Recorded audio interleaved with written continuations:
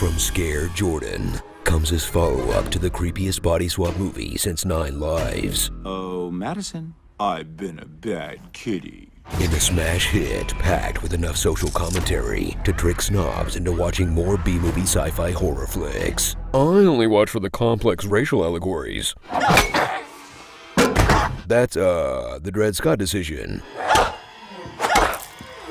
Us. Enter the twisted nightmare of having to spend time in the woods with your lame-ass parents. You don't need the internet, you got the outer net. Plus your dad's crappy work friends. What do we say? I hate you? And some ashy relatives your mom never told you about. In a film that black people can finally point to and say, hanging out with family sucks for us too, you know. We made it! Experience powerhouse dual performances by great actors unleashing their full range of crazy faces.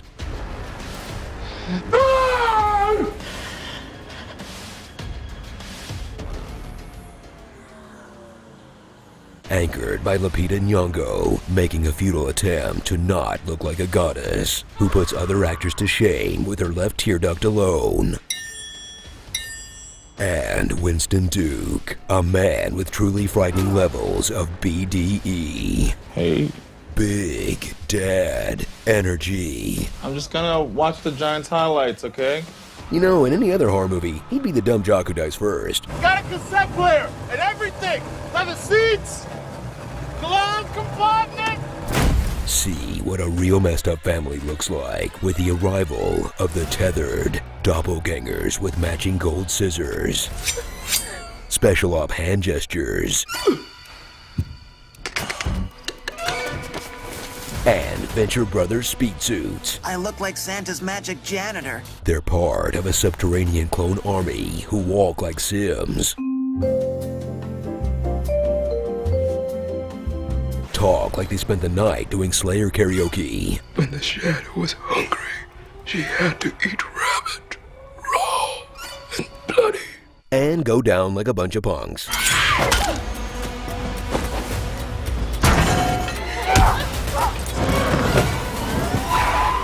What's so scary about yourself trying to kill you? No one sucks more than me.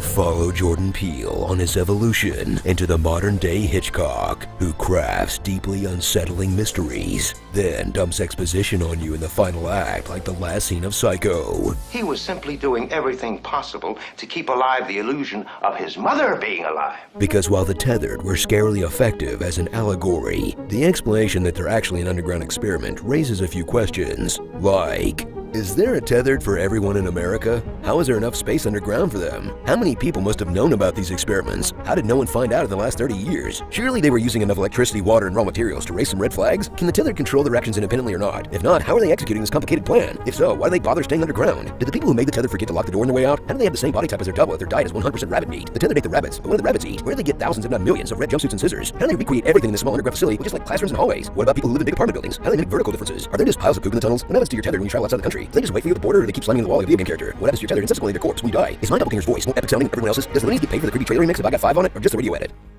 So grab your buddies to take the ultimate horror Rorschach test, where you'll see a bunny and think, ah, a clever nod to the black folktale tradition of Brer Rabbit. Or, Jordan Peele must have really hated his Toy Story 4 character. To infinity and your mom.